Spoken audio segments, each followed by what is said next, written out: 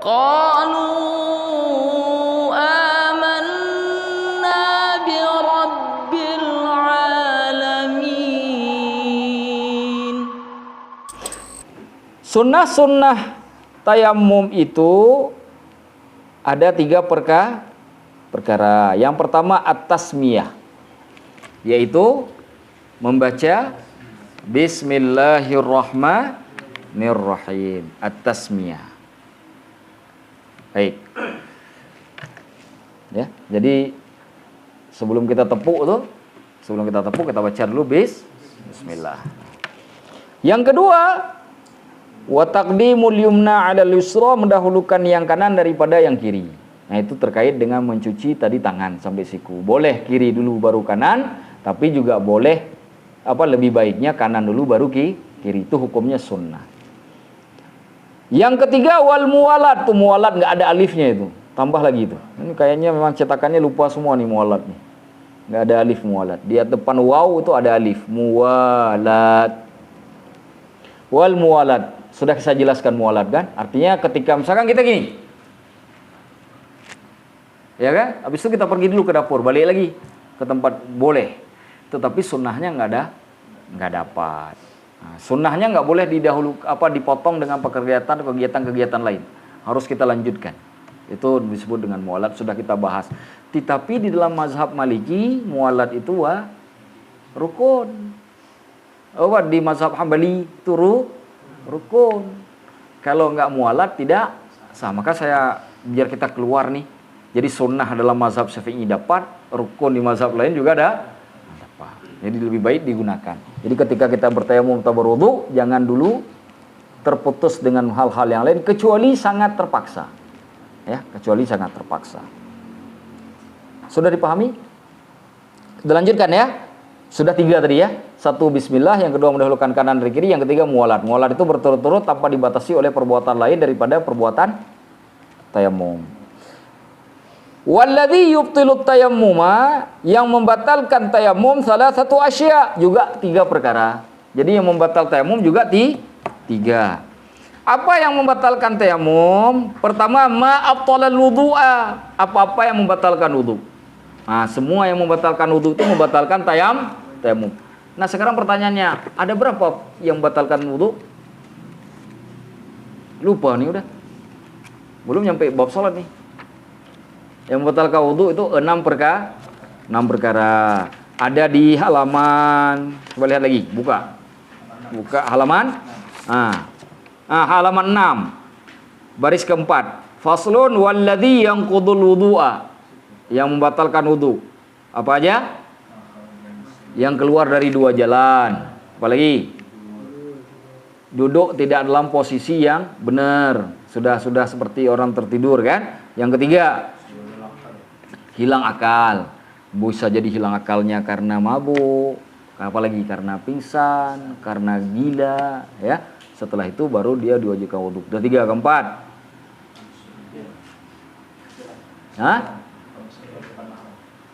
Bersentuhan dengan wanita yang bukan mahram. Termasuk dalam bab ini dalam mazhab Syafi'i, istri sendiri. Sudah 4, 5. Yang kelima, menyentuh kemaluan dengan telapak tangan, termasuk dengan telapak jari itu dihitung sama. Nah, sengaja. Yang keenam, menyentuh lubang dubur itu, lingkaran dubur yang menghimpit itu. Sengaja kita tangannya ke situ, entah apa maksudnya. Nah, batal wudu. Gatal. Kan bisa saja kan terjadi. Bisa tiba-tiba mungkin di padang di samping ini, di samping laut misalkan ada pasir masuk ke situ kan, mau bersihin tiba-tiba. Wudu udah ngambil. Nah, gitu kan? Kan bisa saja. Sudah. Yang membatalkan wudu yang 6 perkara tadi semuanya membatalkan tayamum. Memang saja. Kita lagi tayamum, keluar kentut. Nah, wajib ulang tayamum. Karena batal.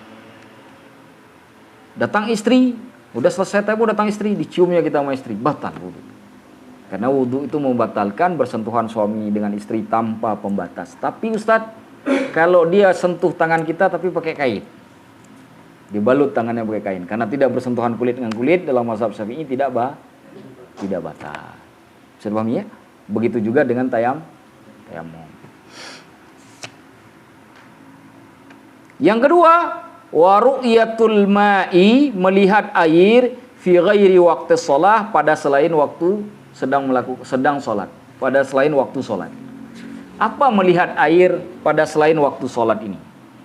Jika kita ini perjelas dengan sejelas-jelasnya, maka ada 3 kondisi. Ada 3 kondisi. Pertama, apabila sudah masuk waktu sholat, kita sudah bertayamum, tapi sholatnya belum kita lakukan. Lalu tiba-tiba kita lihat air, maka tayamum kita tadi menjadi batal. Sudah sepakat, tidak ada perbedaan hal ini. Udah masuk waktu sholat duhur, tapi kita belum melakukan sholat, masih di luar sholat, mau mengerjakan sholat, belum sholat. Tiba-tiba kita lihat air, batal tayamum kita, wajib ngambil wudhu kembali. Sudah. Yang kedua,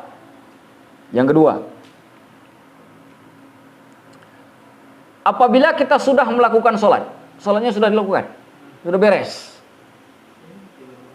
beres sholat, tayamum sudah, waktu sholat sudah masuk, tayamum sudah, sholat pun sudah selesai, sholat duhurnya sudah selesai, tiba-tiba melihat air, sholat duhur yang kita lakukan tadi sudah sah, karena sholatnya sudah selesai. Sudah 2. Bagaimana kondisi kalau masih sedang sholat? Allahu Akbar, sholat kita di depan rumah misalkan, Allahu Akbar, turun hujan, nggak mungkin nggak kedengaran hujan. Khusyuk betul saat nggak kedengaran. Subhanallah. Kedengaran hujan. Air hujan boleh dipakai berwudu? Boleh. Bagaimana hukumnya? 2 pendapatnya. Ada yang mengatakan batal, ada yang mengatakan tidak. Apa alasannya perbedaan ini terjadi? Pertama, para ulama mengkaji dulu terkait dengan tempat. Tempat itu umumnya ada air atau umumnya tidak ada air. Kalau umumnya ada air, tiba-tiba nggak ada air, tidak lazim kan terjadi. Ini ada tempat, memang dia umumnya nggak ada air di situ. Jadi kalau ketika nggak ada air ya biasa saja. Bagi tempat yang lazimnya ada air, tapi tiba-tiba nggak ada air, kita bertayamum lalu sholat melihat air, maka wajib membatalkan. Kenapa wajib membatalkan? Karena nanti kalau dia lanjut sholatnya sampai selesai, dia wajib ulang sholat. Dia wajib wudu kembali. Daripada kita ngulang sholat setelah sholat, kan lebih baik batal aja di tengah jalan.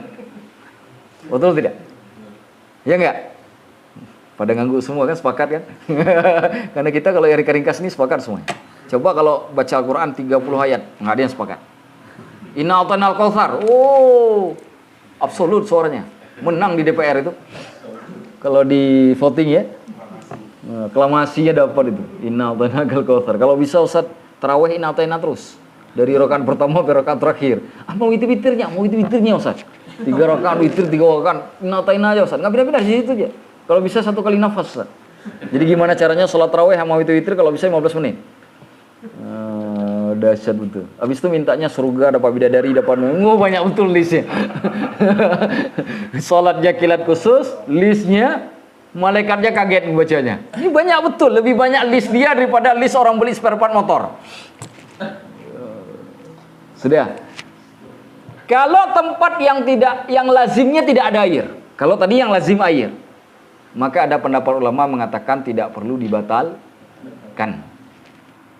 Nah, mana yang paling baik? Diamalkan. Batalkan saja sholatnya, ambil wudhu, lalu kemudian ulang kembali sholat. Mana dalilnya? Ada dalilnya. Ini saya baca dalilnya kan. Diriwayatkan oleh Abu Daud dan An-Nasai dari Abu Sa'id Al-Khudri. Abu Sa'id Al-Khudri bercerita begini. Kharaja rajulani fi safar. 2 orang laki-laki keluar sedang melakukan perjalanan. Fahadaratis shalah, lalu datanglah waktu sholat. Berarti sudah masuk waktu sholat. Walaysa ma'ahuma ma'un. Sedangkan air tidak ada bersama keduanya. Sudah. Apa yang terjadi? Fatayammama sa'idan thayyiba. Keduanya kemudian bertayamum dengan tanah yang suci. Fasallaya. Lalu salat keduanya. Thumma wajadal ma'a fil waqti. Lalu mereka mendapati air, keduanya mendapat air saat melakukan salat. Artinya sedang waktu salat itu, sedang mengerjakan salat. Tadi sudah salat kan? Lagi sholat, lagi enak-enak. Lihat dua-duanya mendapati air. Ya seperti misalkan hujan atau apapun lah. Tidak diceritakan dalam hadis ini apa sebab mendapatkan air. Ya, yang pasti mereka duanya mendapati air.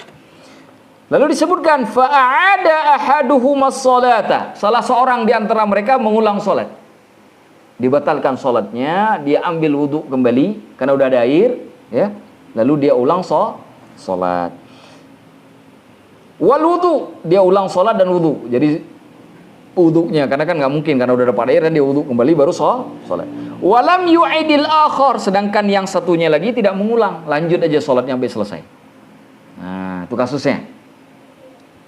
Thumma ataya Rasulullah sallallahu alaihi wasallam fadzakara dzalika lah. Keduanya lalu mendatangi Rasulullah sallallahu alaihi wasallam sekembalinya mereka ke Madinah, lalu kemudian keduanya menyebutkan urus masalah itu kepada Rasulullah. Ya Rasulullah, kami beda pendapat nih pelaksanaannya ya Rasulullah. Aku ya Rasulullah, aku lagi sholat. Tadi sudah bertayamum lagi sholat. Lalu tiba-tiba aku mendapati air. Aku pun membatalkan sholatku, aku ambil wudhu dan aku sholat kembali. Sedangkan sahabatku, dia sholat terus sampai selesai ya Rasulullah. Nah, ceritalah keduanya. Ini kira-kira bahasa kita begitu ya. Faqala lilladzi lam yu'id. Lalu Rasulullah bersabda kepada yang tidak mengulang, yang lanjut aja tadi itu.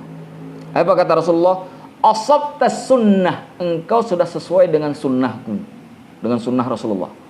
Artinya dengan pengajaran dengan Nabi.